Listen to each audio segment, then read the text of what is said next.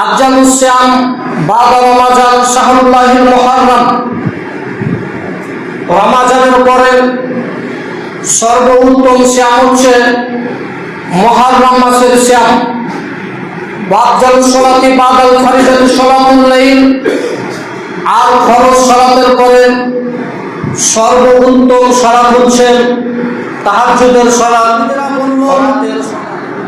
ইন্না হাযা ইয়াউমুন আযীম, নিশ্চয় এটি একটি মহান দিন।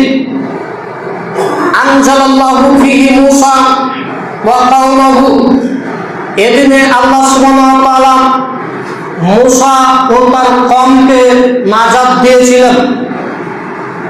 ওয়া গাররাকাহু ফিরআউন ওয়া কাওমাহু, আর এদিনেই ফিরআউন ও তার কওমকে আল্লাহ ডুবিয়ে মেরেছিলেন।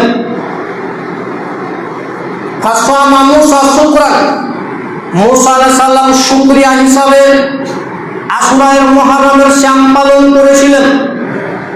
নাহনু নাসুমু, অতএব আমরাও সিয়াম পালন করি। ফাকাল রাসূলুল্লাহ সাল্লাল্লাহু আলাইহি ওয়াসাল্লাম, রাসূলুল্লাহ সাল্লাল্লাহু আলাইহি ওয়াসাল্লাম বললেন, নাহনু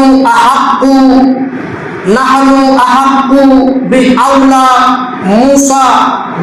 মূসা মিনকুম ফাসাম।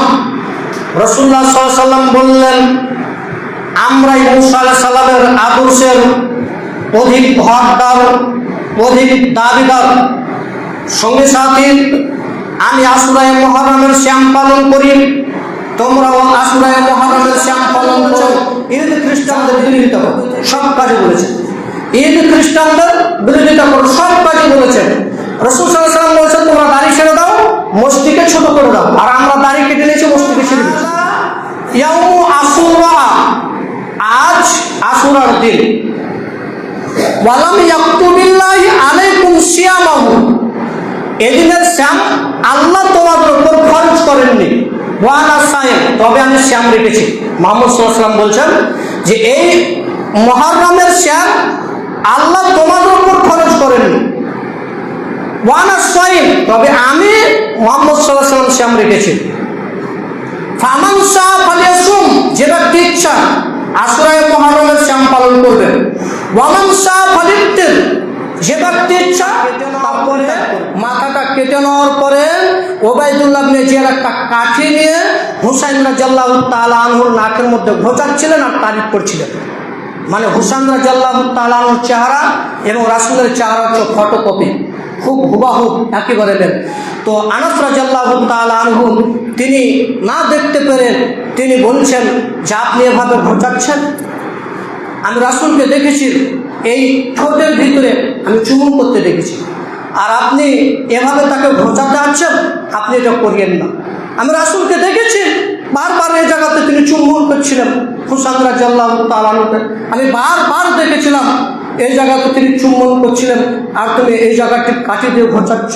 তিনি বারবার বলছিলেন, সহ্য করতে পারছেন। তৈরি করার পরে ওনারা বলে যে এখানে হুসাইন রাদিয়াল্লাহু তাআলা আনহুর রূহ মোবারক আসবে, তাই তারা সাজদা করে, তাই তারা তাকে সম্মান করে, তালোয়ার দিয়ে তাদের শরীর কেটে দেয়, তাদের জামা ছিঁড়ে দেয়, তাদের হাত দিয়ে গাল থাপড়ায়, পিঠ থাপড়ায়, যাবতীয় জিনিস করে। অথচ রাসূল সাল্লাল্লাহু আলাইহি ওয়াসাল্লাম বলছেন, লাইসা মিন্না মান দারাবাল খুদুদা ওয়াস্তাকাল জুইবা ওয়া দাআদিদা জাহিলিয়া, যে ব্যক্তি তাদের মুখে মারে সঙ্গে রক্ত, তাদের তালোয়ার দিয়ে হাতের তালোয়ার দিয়ে শরীরকে রক্তাক্ত করে দেয়, জামাকে ছিঁড়ে ফেলে দেয়, আর হাই হোসেন বলে, ওরা আমার দলের অন্তর্ভুক্ত।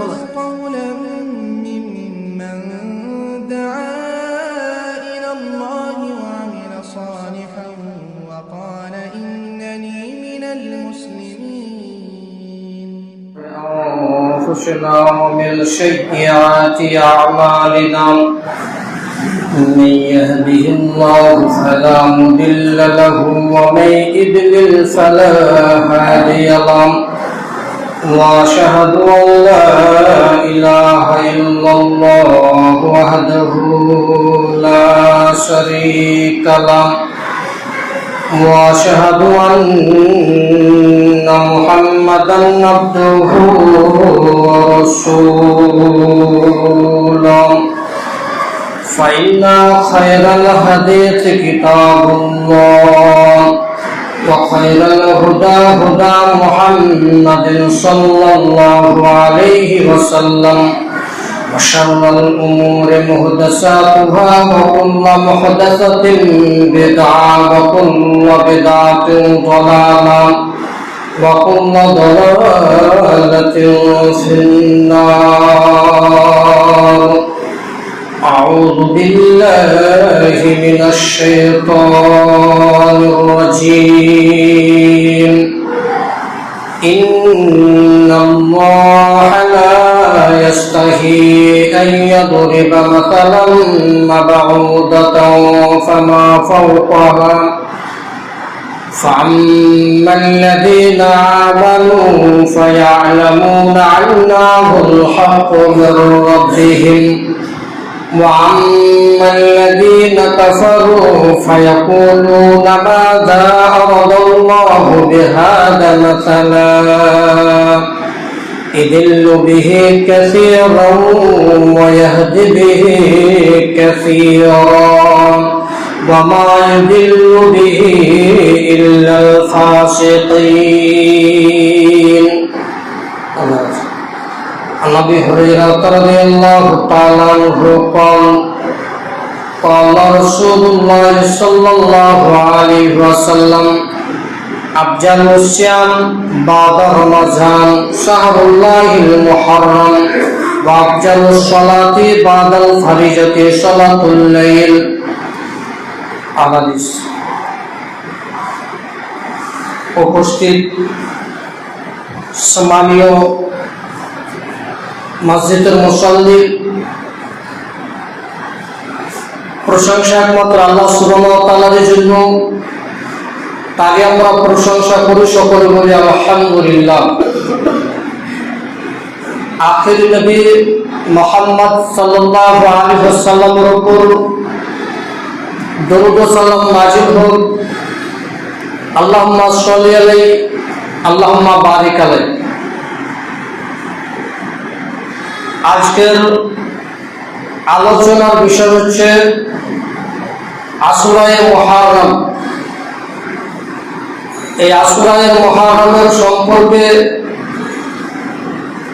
গুরুত্বপূর্ণ তথ্যবহুল সংক্ষিপ্ত বিবরণ দেওয়ার চেষ্টা করব ইনশাআল্লাহুল আজিজ। আজকে মুহররম মাসের 3 তারিখ 1448 হিজরি, যা বছরের প্রথম মাস, প্রথম জুমা। তার মানে আরবি মাস শুরু হয় মুহররম থেকে, বছর শুরু হয়েছে মুহররম থেকে। তাহলে বছরের প্রথম মাস হচ্ছে মুহররম, আর আজকে বছরের প্রথম জুমা আমরা পেয়েছি। তাই মুহররম সম্পর্কে কিছু গুরুত্বপূর্ণ সিয়ারত ফজিলত এবং অল্প সময়ে আমরা ইতিহাস বলার চেষ্টা করব, যে ইতিহাস থেকে আমাদের শিক্ষা নেবেন যে হুসাইন রাদিয়াল্লাহু তাআলা আনহুকে কে হত্যা করেছিলেন, সে বিষয়ে আমরা আলোচনা করব ইনশাআল্লাহ। আল্লাহ সুবহানাহু ওয়া তাআলা 4টি মাসকে হারাম মাস বলে উল্লেখ করেছেন, যে 4টি মাসে মারামারি, বিদ্রোহ, কলা ঝগড়া, দ্বন্দ্ব বিবাদ সবকিছু হারাম করেছেন। তার একটির মধ্যে রয়েছে মুহররম। এই মুহররমের মধ্যে রয়েছে হারাম। মূলত আমরা খাবারের দিক দিয়ে হালাল হারাম, ব্যবসার দিক দিয়ে হালাল হারাম বুঝি, কিন্তু আল্লাহ সুবহানাহু ওয়া তাআলা কিছু জায়গা, কিছু মাস, কিছু দিনকে হারাম বলেছে সময়ে সময়ে। যেরকম 4টি মাসকে আল্লাহ হারাম মাস বলে গণ্য করেছেন, যে 4টি মাসে মানুষ মারামারি করবে না, ঝগড়া বিবাদ করবে না, যুদ্ধ করবে না, এগুলো থেকে বিরত থাকবেন। সে চারটি হচ্ছে জিলকাদা, জিলহিজ্জা, রজব, মুহররম। এই চারটি মাসে মানুষ বিবাদ করবে না, জিহাদ করবে না, লড়ালড়ি করবে না, মারামারি করবে না। আল্লাহ নিষেধ করেছেন সূরা তাওবা 36 নম্বর আয়াত। রাসূলুল্লাহ সাল্লাল্লাহু আলাইহি ওয়াসাল্লাম বলেন, আফজালুস সিয়াম বাদা রমাজান শাহরুল্লাহিল মুহররম। রমাজানের পরে সর্বোত্তম সিয়াম হচ্ছে মুহররম মাসের সিয়াম। ওয়াফজাল সালাতি বাদাল ফরিজাতি সালাতুল লাইল। আর ফরজ সালাতের পরে সর্বোত্তম সালাত হচ্ছে তাহাজ্জুদের সালাত, রাতের সালাত।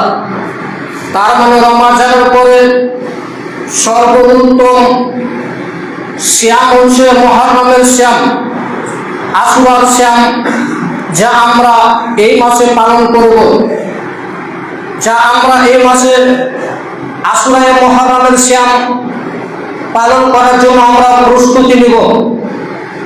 এই মাসের সিয়ামকে গুরুত্বপূর্ণ এবং ফজিলতপূর্ণ বলে রাসূলুল্লাহ সাল্লাল্লাহু আলাইহি ওয়াসাল্লাম ঘোষণা করলেন।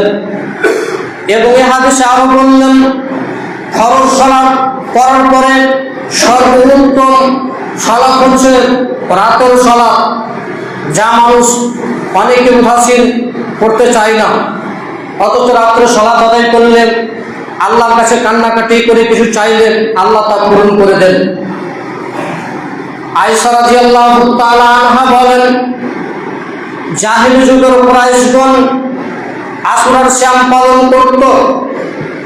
রাসূলুল্লাহ সাল্লাল্লাহু আলাইহি ওয়াসাল্লাম আশুরার সিয়াম পালন করতেন, লোকদেরকে পালন করতে বলতেন। মদিনায় হিজরতের পর তিনি আশুরায়ে মুহররমের সিয়াম পালন করেছেন। কিন্তু দ্বিতীয় হিজরি সনে যখন রমাজানের সিয়াম ফরজ করে দেওয়া হলো, তখন রাসূলুল্লাহ সাল্লাল্লাহু আলাইহি ওয়াসাল্লাম বললেন, তোমাদের মধ্যে যে ব্যক্তি ইচ্ছা করেন সে আশুরার সিয়াম পালন করবেন, যে ব্যক্তি ইচ্ছা করেন তা পরিত্যাগ করবেন। তার মানে রমাজানের আগে মুহররমের সিয়াম ফরজ ছিল, যখন রমজানের সিয়ামকে খরচ করে দেওয়া হলো তখন ওটিকে নফল করে দেওয়া হলো। আর হাদিসের পাতাতে এভাবে বলছে, আফজালুস সিয়াম বাদা রমাজান, রমাজানের পরে সর্বোত্তম সিয়াম বলা হয়েছে এই মাসের সিয়াম, মুহররম মাসের সিয়াম। তার মানে জাহিলি যুগেও এই সিয়াম পালিত হতো, জাহিলি যুগের মানুষেরাও এই সিয়াম পালন করত। আব্দুল্লাহ ইবনে আব্বাস রাদিয়াল্লাহু তাআলা আনহু বলেন, রাসূলুল্লাহ সাল্লাল্লাহু আলাইহি ওয়াসাল্লাম মদিনায় হিজরত করে ইহুদিদেরকে আশুরায়ে সিয়াম পালন করতে দেখে কারণ জিজ্ঞাসা করল। ইহুদিরা বলল, ইন্না হাযা ইয়াউমুন আযীম, নিশ্চয় এটি একটি মহান দিন। আনজালাল্লাহু ফীহি মূসা ওয়া কাওমাহু, এদিনে আল্লাহ সুবহানাহু ওয়া তাআলা মূসা ও তার কওমকে নাজাত দিয়েছিলেন। ওয়া গাররাকাহু ফিরআউন ওয়া কাওমাহু, আর এদিনে ফিরআউন ও তার কওমকে আল্লাহ ডুবিয়ে মেরেছিলেন। ফাসামা মূসা শুকরান, মূসা আলাইহিস সালাম শুকরিয়া হিসাবে আশুরায়ে মুহররমের সিয়াম পালন করেছিলেন। নাহনু নাসুমু, অতএব আমরাও সিয়াম পালন করি। ফাকাল রাসূলুল্লাহ সাল্লাল্লাহু আলাইহি ওয়াসাল্লাম, রাসূলুল্লাহ সাল্লাল্লাহু আলাইহি ওয়াসাল্লাম বললেন, নাহনু আহাক্কু বিআওলা মূসা মিনকুম ফাসাম। রাসূলুল্লাহ সাল্লাল্লাহু আলাইহি ওয়াসাল্লাম বললেন, আমরাই মূসা আলাইহিস সালামের আদর্শের অধিক হকদার, অধিক দাবিদার। সঙ্গে সাথে আমি আশুরায়ে মুহররমের সিয়াম পালন করি, তোমরাও আশুরায়ে মুহররমের শ্যাম পালন করো, যা তিনি পূর্বে থেকেই অভ্যাসিত ছিল। তার মানে ইহুদিরা এই আশুরায়ে মুহররমের দিনটিকে মহান দিন বলে উল্লেখ করেছেন এবং তারা শুকরিয়া হিসাবে এদিকে শ্যাম পালন করেছিলেন মুসা আলাইহিস সালাম। তাই ইহুদিরা এই দিন শ্যাম পালন করতেন। তাই আমাদের নবী বললেন, সঙ্গী সাথী শোনো, তোমাদের চাইতে আমরাই মুসা আলাইহিস সালামের অধিক আদর্শের হকদার, অধিক দাবিদার। অতএব আমরাও আশুরার শ্যাম পালন করি এবং তোমরাও আশুরার শ্যাম পালন করো। এবার যদি আপনাকে বলি যে ফেরাউন সাগরে ডুবে যাচ্ছে, ডুবে গেল, এরপরে মুসা আলাইহিস সালাম তার রাজত্বে মিশরে কেন ফিরে গেলেন না? কেন ফিরে গেলেন না? মুসা আলাইহিস সালাম ডুবে গেলেন, ফেরাউন ডুবে গেলেন, মুসা পার হয়ে গেলেন। এখন পুরো রাজত্বটা চেয়ারটা ফাঁকা রয়েছে কার? ফেরাউনের। ওই চেয়ারে যেহেতু মুসা বসতে পারতেন, কিন্তু মূলত টার্গেট ওটা ছিল না, মূল ইচ্ছা সেটা ছিল না। তিনার ইচ্ছা ছিল যে আমার বাপ দাদা ইব্রাহিম, ইসমাইল, ইয়াকুব, ইনারা সবাই ছিল কোথায়? জেরুজালেমে, ফিলিস্তিনে, বাইতুল মাকদেসে। তো এই বাইতুল মাকদেসে তার যাওয়ার ইচ্ছা, আর তিনি যাচ্ছিলেন বাইতুল মাকদেসের দিকে, তিনি ফিরে যাচ্ছিলেন ফিলিস্তিনের দিকে। যা আমরা পরবর্তী আলোচনা ইনশাআল্লাহ নিয়ে আসবো, যা আমরা এক বছর আগে বলেছিলাম যে আলোচনা করবো ইতিহাস সম্পর্কে। তা আপনারা জেরুজালেম সম্পর্কে অতি শীঘ্রই আলোচনা শুনতে পাবেন, যে মুসা আলাইহিস সালাম কেন আবার মিশর ফিরে গেলেন না, কেন তিনি চলে যাচ্ছিলেন বাইতুল মাকদেসের দিকে। আমাদের বিষয় এটা নয়, ইনশাআল্লাহ আমরা গত সপ্তাহে সে বিষয়ে আলোচনা করব। আমরা বলছিলাম যে এই শ্যামটা হচ্ছে শুকরিয়ার শ্যাম, কৃতজ্ঞতার শ্যাম। এই শ্যামের ভিতরে শোক কিভাবে আসলো?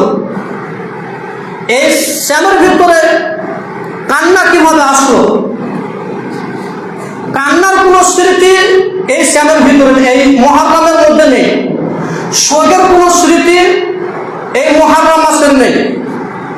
মুহররমের আশুরায়ে মুহররমের শ্যামটি হচ্ছে শুকরিয়া শুরু। কারণ এত বড় প্রতাপশালী মানুষকে আল্লাহ ডুবিয়ে মেরেছেন।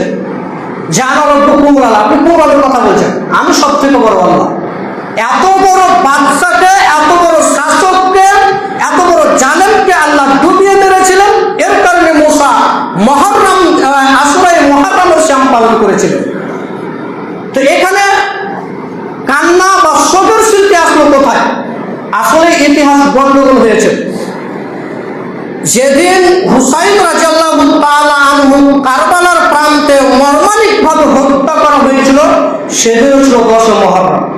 যেদিন ফেরাউন সাগরে ডুবে যাচ্ছে, সেদিনও ছিল 10 মুহররম। আর যেদিন হুসাইন রাদিয়াল্লাহু তাআলা আনহুকে কারবালার প্রান্তে মর্মান্তিকভাবে হত্যা করা হচ্ছে, সেদিনও ছিল 10 মুহররম। মানে এই ইতিহাসকে ছেড়ে দিয়ে ওই ইতিহাসকে নিয়েছে এখানে গন্ডগোল পাকিয়ে দিয়ে বলছে যে শোকের মাস, শোকের শ্যাম পালন করা। জি, এটা হচ্ছে শুকরিয়া, কৃতজ্ঞতার শ্যাম। এই শ্যামের সাথে শোকের কোনো পরিচয় নেই, শোকের কোনো স্মৃতি নেই, কান্নার কোনো স্মৃতি নেই। বড় এটা আনন্দের শ্যাম বলে আমরা পালন করতে পারি, শোকের শ্যাম হিসাবে আমরা পালন করতে পারি না। ইবনে আব্বাস রাদিয়াল্লাহু তাআলা আনহু বলেন, রাসূলুল্লাহ সাল্লাল্লাহু আলাইহি ওয়াসাল্লামকে লোকেরা বলল, আল্লাহ রাসূল, এই আশুরায়ে মুহররমের দিনটিকে ইহুদি নাসারাগণ খুব সম্মান করে, আর আপনি 10 মুহররম আমাদের শ্যাম পালন করার জন্য বলছেন। তো রাসূলুল্লাহ সাল্লাল্লাহু আলাইহি ওয়াসাল্লাম বলছেন যে আচ্ছা ঠিক আছে, আগামী বছর যদি বেঁচে থাকি তাহলে ইনশাআল্লাহ 9 মুহররম সহ আমরা শ্যাম পালন করব। কিন্তু রাবি বলছেন যে আগামী বছর মুহররম মাস আসার আগে আগে রাসূল সাল্লাল্লাহু আলাইহি ওয়াসাল্লাম মৃত্যুবরণ করেছিলেন, তিনি আর 9 মুহররম শ্যাম পালন করতে পারেনি। সাহাবীরা বলেছেন, আল্লাহ রাসূল খালিকুল ইয়াহুদ ওয়ান নাসারা, আপনি সব কাজে বলেছেন ইহুদি খ্রিস্টানদের বিরোধিতা করো, সব কাজে বলেছেন ইহুদি খ্রিস্টানদের বিরোধিতা করো, সব কাজে বলেছেন। রাসূল সাল্লাল্লাহু আলাইহি ওয়াসাল্লাম বলেছেন, তোমরা দাড়ি ছেড়ে দাও, মস্তিকে ছোট করে দাও, আর আমরা দাড়ি কেটে নিয়েছি, মস্তিকে ছেড়ে দিচ্ছি। কোন নীতি ভাই? আল্লাহ রাসূল ইহুদি খ্রিস্টানদের বিরোধিতা করতে বললেন, আর আমরা ইহুদি খ্রিস্টানদের অনুসরণ করছি। মানে রাসূল বললেন দাড়ি ছেড়ে দাও, রাসূলের সুন্নাত। ইহুদি খ্রিস্টানরা মুখ ছেড়ে দেয়, তো তোমরা দাড়ি ছেড়ে দিয়ে আর মুষ্টিকে রেখে দিও। এটা কার নীতি? খালিকুল ইয়াহুদ ওয়ান নাসারা। রাসূল সর্বসময় সব হালাতে তিনি বলতেন ইহুদি খ্রিস্টানদের বিরোধিতা করো, ইহুদি খ্রিস্টানদের বিরোধিতা করো। তাই তো সাহাবায়ে কেরামরা বলছেন, আল্লাহ রাসূল ওরা তো 10 মুহররম শ্যাম পালন করে, আর আপনি তো বলেছেন যে তাদের বিরোধিতা করো। তো রাসূল সাল্লাল্লাহু আলাইহি ওয়াসাল্লাম বললেন, আচ্ছা ঠিক আছে, আগামী বছর যদি বেঁচে থাকি তাহলে 9 মুহররম সহ আমরা শ্যাম পালন করব। অন্য হাদিসে পাওয়া যায় যে 10 এবং 11, কিন্তু যারা 11 গণনা করেছে সে হাদিসটি সহিহ নয়। অতএব 9-10 শ্যাম পালন করতে হবে, 10-11 শ্যাম পালন করা ঠিক নয়। যা আমাদের সামনে আসছে আগামী বৃহস্পতিবার এবং শুক্রবার 25 এবং 26 আশুরার শ্যাম পালন করতে হবে, যা বিগত 1 বছরের গুনাহ আল্লাহ ক্ষমা করে দিলেন। পরবর্তী আমরা নিয়ে আসছি হাদিস দেখেন। আব্দুল্লাহ ইবনে আব্বাস রাদিয়াল্লাহু তাআলা আনহু বলেন, রাসূলুল্লাহ সাল্লাল্লাহু আলাইহি ওয়াসাল্লাম বলেছেন, ইন্না হাযা ইয়াউমু আশুরা, আজ আশুরার দিন, ওয়ালাম ইয়াকতুবিল্লাহি আলাইকুম সিয়ামাহু, এদিনের শ্যাম আল্লাহ তোমাদের উপর ফরজ করেননি, ওয়ানা সায়েম, তবে আমি শ্যাম রেখেছি। মুহাম্মদ সাল্লাল্লাহু আলাইহি ওয়াসাল্লাম বলছেন যে এই মুহররমের শ্যাম আল্লাহ তোমাদের উপর ফরজ করেননি, ওয়ানা সায়েম, তবে আমি মুহাম্মদ সাল্লাল্লাহু আলাইহি ওয়াসাল্লাম শ্যাম রেখেছি। ফামান শাআ ফালিয়াসুম, যে ব্যক্তি ইচ্ছা আশুরায়ে মুহররমের শ্যাম পালন করবে। ওয়ামান শাআ ফালিফতির, যে ব্যক্তি ইচ্ছা তা পরিত্যাগ করবে। তার মানে যে ব্যক্তি ইচ্ছা করবে আশুরার শ্যাম পালন করবে, যে ব্যক্তি ইচ্ছা করবে তা পরিত্যাগ করবে। আলোচনা মনে বোঝা আসছে না, ঘুমাচ্ছেন, আলোচনা খুব একটা সুবিধা মনে আপনার মন মতন হচ্ছে না, ওই জন্য আপনাকে ঘুম আসছেন। দুঃখিত আপনার জন্য আমি। ঘুমাবেন না, আপনার জীবনে অনেক নেকি বহাল করে আশুরায়ে মুহররমের শ্যাম, আর আপনি ঘুমিয়ে ঘুমিয়ে সময় নষ্ট করবেন, এটা যাতে না হয়। তাহলে এদিনের শ্যাম ফরজ নয়, নফল, যে মনে ইচ্ছা তা পালন করতে পারে। আবু মুসা আশআরী রাদিয়াল্লাহু তাআলা আনহু বলছেন যে এই আশুরায়ে মুহররমের দিনটিকে ইহুদিরা ঈদ হিসাবে মান্যতা করত, ঈদ হিসাবে তারা গণ্য করত, এবং এই দিনে তাদের স্ত্রীদেরকে অলংকার এবং উত্তম পোশাক পরিধান করাতো। যেরকম আমরা আমাদের ঈদে স্ত্রীদেরকে জামা কাপড় পোশাক পরিধান কেনাকাটা করে দিই, সেরকম এই আশুরায়ে মুহররমের দিনটিকে তারা ঈদ হিসাবে মান্যতা করত এবং তাদের অলংকার এবং উত্তম পোশাক পরিধান করাতো, সুন্দর সুন্দর পোশাক পরিধান করাতো, তারা ঈদ হিসাবে মান্যতা দিত এই আশুরায়ে মুহররমের দিনটিকে, যা আমরা মূল্যায়ন করি না। এবার আসি ইতিহাসের গোলক ধাঁধায় আশুরায়ে মুহররম। এই মুহররমের ইতিহাস কি? হুসাইন রাদিয়াল্লাহু তাআলা আনহুকে কে হত্যা করলো, এবং আমরা যে শোক পালন করছি এই নীতি কোথায় পেল? দেখেন, রাসূলুল্লাহ সাল্লাল্লাহু আলাইহি ওয়াসাল্লাম মারা যাওয়ার পরেও 60 জন সাহাবী জীবিত ছিলেন। 60 জন সাহাবী জীবিত ছিলেন রাসূল সাল্লাল্লাহু আলাইহি ওয়াসাল্লাম মারা যাওয়ার বহুদিন পর। এরপরে উমর রাদিয়াল্লাহু তাআলা, আবু বকর রাদিয়াল্লাহু তাআলা খলিফা হলেন। এরপরে উমর রাদিয়াল্লাহু তাআলা খলিফা হলেন। এরপরে আলী রাদিয়াল্লাহু তাআলা খলিফা হলেন। এরপরে উসমান রাদিয়াল্লাহু তাআলা। এই 3 জনের রাজত্ব ছিল 30 বছর। 3 জনের রাজত্ব কত বছর ছিল? 30 বছর। ইনারা মারা যাওয়ার পরেও 60 জন সাহাবী জীবিত ছিলেন। ইনারা পৃথিবী থেকে চলে যাওয়ার পরেও 60 জন সাহাবী পৃথিবীতে জীবিত ছিলেন এবং সকলেই তারা মদিনায় ছিলেন। ইতিহাসটা ভালো করে শুনবেন, আপনার জন্য অনেক কল্যাণ বহন করবে। তো এরপরে খলিফা হলেন হাসান রাদিয়াল্লাহু তাআলা আনহু। তিনি 6 মাস বেঁচে ছিলেন। কত মাস বেঁচে ছিলেন? 6 মাস বেঁচে ছিলেন। ঐতিহাসিকগণ বলছেন যে তাকে বিষ পানে মারা হয়েছিল, তিনাকে বিষ পান করিয়ে দেওয়া হয়েছিল। তিনি 6 মাসের মতো পৃথিবী থেকে চলে গিয়েছিলেন। এবং আরো আগে ইতিহাস যদি পড়ি তাহলে রাসূলুল্লাহ সাল্লাল্লাহু আলাইহি ওয়াসাল্লাম হাসান এবং হোসেনকে অত্যন্ত ভালোবাসতেন, প্রচুর ভালোবাসতেন।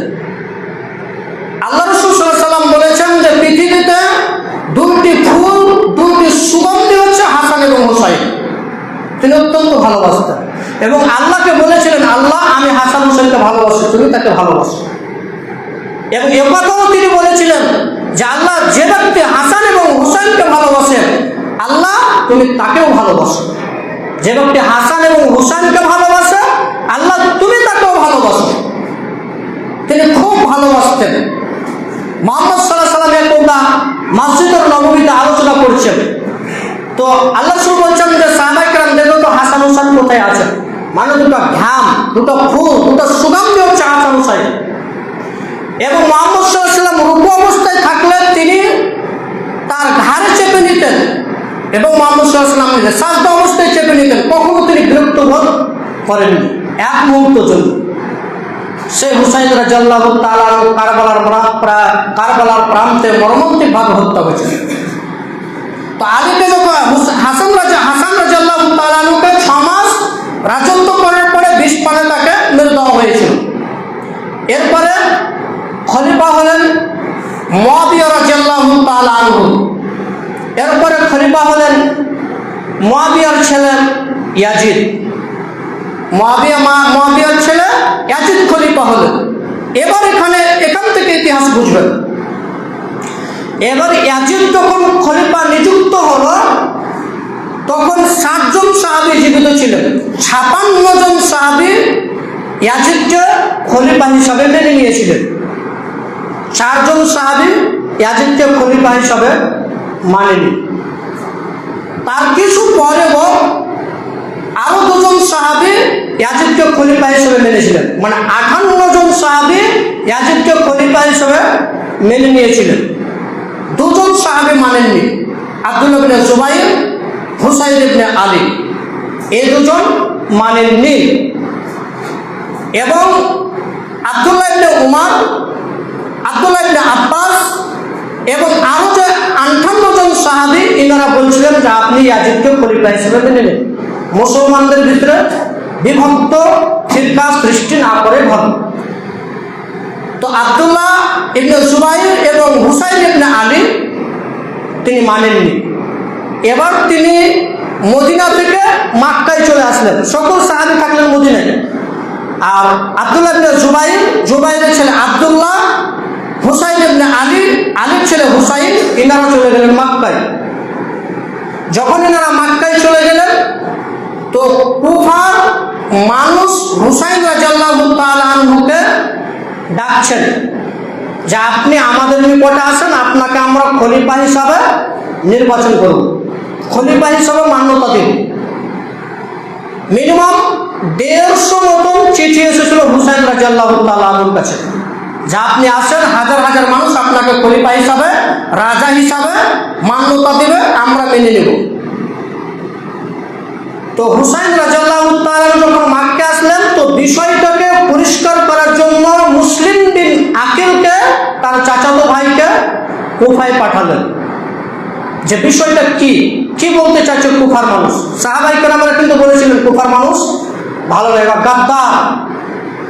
কুফার মানুষ হচ্ছে গাদ্দার, আপনার ভাইয়ের সাথে গাদ্দারি করেছে, আপনার পিতার সাথে গাদ্দারি করেছে, আপনি ওখানে যায়েন না, আপনার সাথে তারা গাদ্দারি করবে। কুফা মানে হচ্ছে এরা। কুফা এবং বুসরা তৎকালীন 2টি শহর ছিল, বড় বড় শহর তৎকালীন, কুফা এবং বসরা। যখন আর কুফার গভর্নর ছিলেন নোমান ইবনে বাশির রাদিয়াল্লাহু তাআলা আনহু। কুফার গভর্নর কে ছিলেন? নোমান ইবনে বাশির রাদিয়াল্লাহু তাআলা আনহু।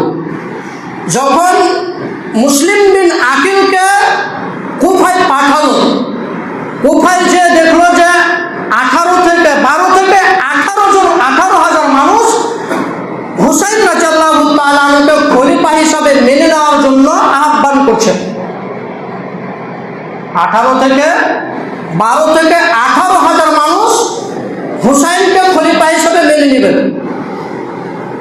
তো মুসলিম বিন আকিল তার খবর দিল এবার চলে যাবেন হুসাইন রাদিয়াল্লাহু তাআলা আনহু মক্কা থেকে কুফায় চলে যাবেন।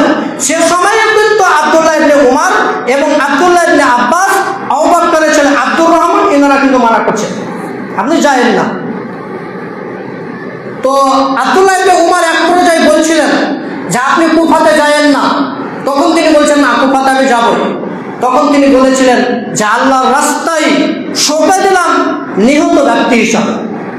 মানে উনি জানছেন সাহাবাদের ধারণা যে ইনি কুফায় গেলে আর ফিরে আসবেন না, আর ফিরে আসবেন না, এনার কোনো ধারণা। আব্দুর রহমান বলছেন যে আপনি যায়েন না। তখন হুসাইন রাদিয়াল্লাহু তাআলা বলছেন যে না, আমি যাব, যা তাকদীর আছে তাই হবে। তখন আব্দুর রহমান বললেন ইন্না লিল্লাহি ওয়া ইন্না ইলাইহি রাজিউন। সাহাবীদের একটা বাক্য পেশ করছে, আপনি চিন্তা করতে পারবেন না। যখন এই পরিস্থিতি কারো কথাই শুনল না, শেষ পর্যায়ে আব্দুর রহমান বলেছিলেন যে আপনি যাবেন তো একাই যাবেন, আপনি সপরিবার নিয়ে যাবেন না। তিনি সপরিবার সহ গিয়েছিলেন কুফাতে। এবং তিনি যখন মক্কা থেকে কুফার দিকে রওনা দিল, সেই খবরটা নুমান ইবনে বাশির রাদিয়াল্লাহু তাআলা আনহু খবর পেয়ে তিনি মানুষের সামনে বক্তব্য পেশ করলেন যে হুসাইন রাদিয়াল্লাহু তাআলা আনহু কুফাতে আসছেন, তিনার সাথে কেউ খারাপ ব্যবহার করবে না, তার সাথে কেউ বেয়াদবি করবে না, তার সাথে শিষ্টাচারমূলক কথা বলবে, ভালোভাবে কথা বলবে, তার সাথে ভালো আচরণ করবে। স্মৃতির অনুভব পেশ করল নুমান ইবনে বাশির রাদিয়াল্লাহু তাআলা আনহু। তখন এই নুমান ইবনে বাশিরের কথাই তিন দলে বিভক্ত হল এবং একদল হয়ে গেল পক্ষে বিপক্ষে, আরেক দল হয়ে গেল যা কথাকে উস্কে দিল। সবসময় মনে রাখবেন, ঝগড়া হলে তিন প্রকার লোক থাকে। এক প্রকার লোক থাকবে হয়তো আপনার পক্ষে নয়তো বিপক্ষে, আর এক প্রকার লোক থাকবে যে কথাটাকে উস্কে দিয়ে আর বাড়িয়ে দিয়ে ঝামেলা সৃষ্টি করে দেওয়া। আর এই তৃতীয় পক্ষ লোকটা হচ্ছে সব থেকে ভয়ঙ্কর, সব থেকে ভয়ঙ্কর। ওরা পক্ষে বিপক্ষে ছিল, ঠিক ছিল, আবার আরেক পক্ষ এসে বলছে ওকে তুই এরকম করে দিলি, ওর কথা তুই শুনে নিলি, এটা তুই মেনে নিলি, অন্যের খেয়ে দিয়ে গেলি। এই একটা উস্কানিমূলক কথা, আর উস্কানিমূলক কথার জন্য একটা বিরাট ঝামেলা হয়। তো এই নুমান ইবনে বাশিরের একটি পক্ষ আর একটি বিপক্ষ, আরেকটি পক্ষ এসে উস্কে দিয়ে হুসাইন রাদিয়াল্লাহু তাআলার বিপক্ষে কথা বলতে লাগলো। আর এই বাক্যটা পৌঁছে গেল ওবায়দুল্লাহ ইবনে ইয়াজিদের কাছে। ওবায়দুল্লাহ বিন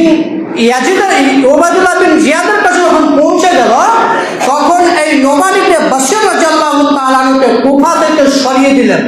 এরপরে কুফা এবং বুসরার গভর্নর হলেন, সেনাপতি হলেন ওবায়দুল্লাহ ইবনে জিয়াদ। মানে কুফারও তিনি গভর্নর এবং বুসরারও তিনি সেনাপতি, গভর্নর হিসাবে থাকলেন। মানে নুমান ইবনে বাশির রাদিয়াল্লাহু তাআলা সেখান থেকে সরিয়ে দিলেন হুসাইনের পক্ষে কথা বলার জন্য। কিন্তু এতগুলো হয়ে যাচ্ছে, আল্লাহ হুসাইন রাদিয়াল্লাহু তাআলা জানতে পারছেন না। এরপরে প্রথম ওবায়দুল্লাহ ইবনে জিয়াদ যে কাজটি করলো সেটি হচ্ছে মুসলিম বিন আকিলকে গ্রেফতার করে সর্বপ্রথমে তাকে হত্যা করে দিল। এতগুলো ঘটনা কিন্তু হুসাইন রাদিয়াল্লাহু তাআলা আনহুর কাছে পৌঁছাচ্ছেন না। এরপরে যখন ফুরাত নদীর তীরে হুসাইন রাদিয়াল্লাহু তাআলা পৌঁছাচ্ছেন, তখন ওবায়দুল্লাহ ইবনে জিয়াদ তার সেনাদল, তার দলকে নিয়ে ফুরাত নদীর তীরে পৌঁছে গেছেন এবং সেখানে তাকে পথ অবরোধ করে বলছেন যে আপনাকে যেতে দেওয়া হবে না। এবং তিনি হুসাইন রাদিয়াল্লাহু তাআলা সেখানে বক্তব্য পেশ করলেন। তিনি একটি বাক্য শোনা যখন হলো না, পরিস্থিতি গন্ডগোল, পরিস্থিতি খুব ঝামেলা দেখতে পেলেন, তখন হুসাইন রাদিয়াল্লাহু তাআলা তিনটি প্রস্তাব পেশ করেছিলেন। একটি তিনি বলেছিলেন আমাকে ছেড়ে দেওয়া হোক, আমি সীমান্তের কোনো অঞ্চলে চলে যাব যেখানে তোমাদের পথের কাটা হয়ে আর দাঁড়াবো না। এরপরে বলেছিলেন যে আমাকে মদিনায় ফেরত যেতে দেওয়া হোক, তিনি এ কথাও মানলেন না। এরপরে বললেন যে আমি যদি বাইয়াত করি তাহলে আমি ইয়াজিদের হাতে বাইয়াত করব। আমি আপনার হাতে কেন বাইয়াত করব? আপনি তো সেনাপতি, আপনি গভর্নর, আর আসলে তিনি খলিফা হওয়ার যোগ্য, আর তিনি হকের উপর আছে, সত্যের উপর আছে, তার যুক্তির মধ্যে আছে, তিনি কেন গভর্নরের সাথে হাত মিলাবেন? কিন্তু তিনি সেনাপতির উপরে বাইয়াত গ্রহণ করবেন, তিনি ইয়াজিদের কাছে বাইয়াত গ্রহণ করবেন। তো তিনটার একটা আমার হাতে বাইয়াত করতে হবে। আলহামদুলিল্লাহ ওয়াসসালাতু ওয়াসসালামু আলা মান লা নাবিয়্যা বা'দা, আম্মা বা'দ। আমরা আলোচনা করছিলাম ইতিহাস সম্পর্কে। ওবায়দুল্লাহ ইবনে জিয়াদ বলছে যে আমার হাতে আপনাকে বাইয়াত করতে হবে, ইয়াজিদের হাতে বাইয়াত করা চলবে না। তিনি মানলেন না। তখন একটি তীর এসে হুসাইন রাদিয়াল্লাহু তাআলা আনহুর কোলে একটা বাচ্চা ছেলে ছিল, সে বাচ্চা ছেলেটার এসে বুকে লাগলো। হুসাইনকে তীরটা মারতে এসেছিল, তো বাচ্চা ছেলে লেগেছিল। তো তখন হুসাইন রাদিয়াল্লাহু তাআলা আনহু আব্দুর রহমান বলেছিলেন যে আপনি যাবেন তো একাই যান, সব পরিবারে যেন না। আর ওখানকার মানুষ গাদ্দার, সাহাবারাই বলেছিলেন, তার কথা তিনারা শুনেননি। এরপরে হুসাইন রাদিয়াল্লাহু তাআলা আনহুর গর্দনটাকে কেটে দিয়ে ধারটা একদিকে, দেহটা একদিকে, মাথাটা একদিকে নিয়ে জমা করল এবং পুরো কুফাতে কান্নার রোল করে গেল। তখন ইয়াজিদের নিকটে ঘটনা পৌঁছালো যে হুসাইন রাদিয়াল্লাহু তাআলা আনহুর গর্দনকে কেটে নেওয়া হয়েছে।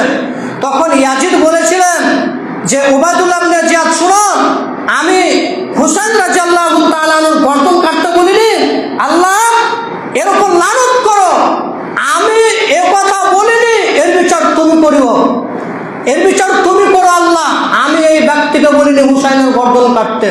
তার মানে ইয়াজিদ হুসাইনের গর্দন কাটতে বলেননি। এর আগেও তিনি ইয়াজিদের নিকটে 3 দিন তার বাসাতে থেকেছেন, তাকে সসম্মানে বাড়ি ফিরিয়ে দিয়েছেন। তখন তাকে বাইয়াত গ্রহণ করাতে পারতেন, করাইনি। ওবায়দুল্লাহ ইবনে জিয়াদ গর্দনটা কেটে যখন জানতে পারলো যে এই পরিস্থিতি, তো ইয়াজিদ বলেছিলেন যে আমি এর জন্য আমি দায়ী নই, এর বিচার আল্লাহ তুমি করিও, এর জন্য আমি দায়ী নই। এবং ইয়াজিদ যখন মরে যাচ্ছে মরবো অবস্থায়, সে সময় তিনি বলেছিলেন আল্লাহ তুমি হুসাইন এবং আমার মধ্যখানে যে ঘটনা ঘটেছিল এর জন্য আল্লাহ তুমি আমাকে দায়ী করো না, এর জন্য আমি দায়ী নয়, এর জন্য ওবায়দুল্লাহ ইবনে জিয়াদ দায়ী, আমি এর জন্য দায়ী নয়। এরপরে তিনি বলছেন, সহিহ তিরমিজির মধ্যে নাসরুদ্দিন আলবানী হাদিসটিকে সহিহ বলেছেন যে ওবায়দুল্লাহ ইবনে জিয়াদ তখন আনাস রাদিয়াল্লাহু তাআলা বলছেন যে গর্দনটা কেটে নেওয়ার পরে, মাথাটা কেটে নেওয়ার পরে ওবায়দুল্লাহ ইবনে জিয়াদ একটা কাঠি নিয়ে হুসাইন রাদিয়াল্লাহু তাআলা আনহুর নাকের মধ্যে ঘোচাচ্ছিলেন আর তারিফ করছিলেন। মানে হুসাইন রাদিয়াল্লাহু তাআলা আনহুর চেহারা এবং রাসূলের চেহারা হচ্ছে ফটোকপি, খুব হুবাহুব একেবারে নেন। তো আনাস রাদিয়াল্লাহু তাআলা আনহু তিনি না দেখতে পেরে তিনি বলছেন যে আপনি এভাবে ঘোচাচ্ছেন, আমি রাসূলকে দেখেছি এই ঠোঁটের ভিতরে আমি চুমুন করতে দেখেছি, আর আপনি এভাবে তাকে ঘোচাতে আছেন, আপনি এটা করিয়েন না। আমি রাসূলকে দেখেছি বারবার এই জায়গাতে তিনি চুম্বন করছিলেন হুসাইন রাদিয়াল্লাহু তাআলা আনহুকে, আমি বারবার দেখেছিলাম এই জায়গাতে তিনি চুম্বন করছিলেন, আর তুমি এই জায়গাটি কাঠি দিয়ে ঘোচাচ্ছ। তিনি বারবার বলছিলেন, সহ্য করতে পারছেন আনাস রাদিয়াল্লাহু তাআলা আনহু। এরপরেও যখন কিছুদিন যাওয়ার পরে সহিহ তিরমিজিতে হাদিস পাওয়া যায়, আসলাম তো আন-নাখি, ওবায়দুল্লাহ ইবনে জিয়াদের মাথাটা কেটে উনি একদিন আলাদা করে দিয়েছেন। মানে আসলাম তো আন-নাখি, ওবায়দুল্লাহ ইবনে জিয়াদেরও মাথাটা কেটে শরীরটা একদিকে মাথাটা একদিকে করে এবং আরো কিছু মানুষের মাথাকে কেটে এক জায়গায় জমা করেছিলেন, এক জায়গায় জমা করেছিলেন। এবং সহিহ হাদিসে পাওয়া যাচ্ছে তিরমিজির মধ্যে যে মাথাগুলো যখন এক জায়গায় জমা করা হলো তখন একটি সাপ এসে সে মাথার ভিতরে একটি সাপ দেখতে পেলেন, কিন্তু এই দৃশ্য জনগণ দেখছেন। এরপরে ওই ওবায়দুল্লাহ ইবনে জিয়াদের একবার এই নাকে ঢুকছে, একবার এই নাকে ঢুকছে। এরপরে 2-3 বার এই দৃশ্য হয়ে সাপটি চলে গেল। তার মানে এই দায়ের জন্য, এই ইতিহাসের যে ঘটনা ঘটেছে এর জন্য ইয়াজিদ কিন্তু দায়ী নয়। আমরা কিন্তু বলি যে ইয়াজিদ হুসাইন রাদিয়াল্লাহু তাআলা আনহুকে হত্যা করেছিলেন, জি না, এর জন্য ইয়াজিদ দায়ী নয়, এর জন্য দায়ী হচ্ছে ওবায়দুল্লাহ ইবনে জিয়াদ। ওবায়দুল্লাহ ইবনে জিয়াদই হত্যা করেছেন। এবং রাসূল বলেছেন যে ব্যক্তি রোমকদের সাথে যুদ্ধ করবে তাদের জন্য আল্লাহ জান্নাত করেছেন, আর রোমকদের সাথে যুদ্ধের সমুদ্রের যুদ্ধকালীন এই জয়ে ছিলেন, উপস্থিত ছিলেন কিন্তু ইয়াজিদ কিন্তু সেই যুদ্ধ করেছিলেন, আর যে যুদ্ধতে শরীক হবে সে জান্নাতি হবে। আমরা বলছিলাম যে ইতিহাস আরো লম্বা চওড়া ছিল, সংক্ষিপ্ত সময়ের জন্য আমরা পেশ করলাম, যেহেতু সময় অতিবাহিত হতে আসছেন। তাহলে এই শ্যামের সাথে কোনো স্মৃতির কিনার শোক নেই। আর আমরা যে শোক পালন করছি, যে হাই হুসেন হাই হুসেন হাই হুসেন বলছি, মূলত ওরাই হুসেনকে হত্যা করেছে। লাইসা মিন্না মান দরাবাল খুদুদা ওয়াতাকাল জুইবা ওয়াদাবিদা জাহিলিয়া, যারা শোকে নিজের কাপড় ছিঁড়ে মুখে মারে, ওরা আমার দলের অন্তর্ভুক্ত নয়। ওরা তাজিয়া তৈরি করে, এবং তাজিয়া তৈরি করার পরে ওনারা বলে যে এখানে হুসাইন রাদিয়াল্লাহু তাআলা আনহুর রূহ মোবারক আসবে, তাই তারা সাজদা করে, তাই তারা তাকে সম্মান করে, তালোয়ার দিয়ে তাদের শরীর কেটে দেয়, তাদের জামা ছিঁড়ে দেয়, তাদের হাত দিয়ে গাল থাপড়ায়, পিঠ থাপড়ায়, যাবতীয় জিনিস করে। অথচ রাসূল সাল্লাল্লাহু আলাইহি ওয়াসাল্লাম বলছেন লাইসা মিন্না মান দারাবাল খুদুদা ওয়াস্তাকাল জুইবা ওয়াদাবিদা জাহিলিয়া, যে ব্যক্তি তাদের মুখে মারে সঙ্গে রক্ত, তাদের তালোয়ার দিয়ে হাতের তালোয়ার দিয়ে শরীরকে রক্তাক্ত করে দেয়, জামাকে ছিঁড়ে ফেলে দেয়, আর হাই হুসেন হাই হুসেন হাই হুসেন বলে, ওরা আমার দলের অন্তর্ভুক্ত নয়। আর একথা আরো বললেন যে মানজারা কবরান বেলা মাকবুরান কান্নামা আব্দাস সানামা, যে ব্যক্তি লাশ ছাড়াই কবর জিয়ারত করলো, যে ব্যক্তি লাশ ছাড়াই ভুয়া কবর জিয়ারত করলো, সে যেন মূর্তিকে সাজদা করল। আপনি বলেন, যারা তাজিয়া তৈরি করছে ওরা বলে যে এখানে হুসাইন রাদিয়াল্লাহু তাআলার রূহ মোবারক আসবে, এর কারণে তার সম্মানে, তার ইজ্জতের কারণে সাজদা করা, জামা ছিঁড়ে দেওয়া, রক্তাক্ত করে দেওয়া, এগুলো সব শিরক, সব শিরকের অন্তর্ভুক্ত। ইনশাল্লাহ আমরা পরবর্তী সময় পেলে আলোচনা করব। যে ইতিহাসগুলো থেকে আমরা বুঝতে পারলাম যে হুসাইন রাদিয়াল্লাহু তাআলা আনহুকে হত্যা করেছিলেন উবাইদুল্লাহ ইবনে জিয়াদ। এবার আরেকটা হাদিস বলে আলোচনা শেষ করব। কাতাদা রাদিয়াল্লাহু তাআলা আনহু বলছেন, শিয়াম ইয়াউমি আশুরা, রাসূল সাল্লাল্লাহু আলাইহি ওয়াসাল্লাম বলেছেন, যে ব্যক্তি আশুরা বা 10 মুহররমের শ্যাম পালন করবে, তা বিগত 1 বছরের গুনাহ আল্লাহ সুবহানাহু ওয়া তাআলা ক্ষমা করে দেবেন। যে ব্যক্তি আশুরা মুহররমের শ্যাম পালন করবে, তিনার বিগত 1 বছরের গুনাহ আল্লাহ ক্ষমা করে দেবেন। আমরা সকলেই আশুরা মুহররমের শ্যাম পালন করার চেষ্টা করব। আল্লাহ তুমি সকলকে তৌফিক দান করো, সকলে বলি আল্লাহুম্মা আমিন।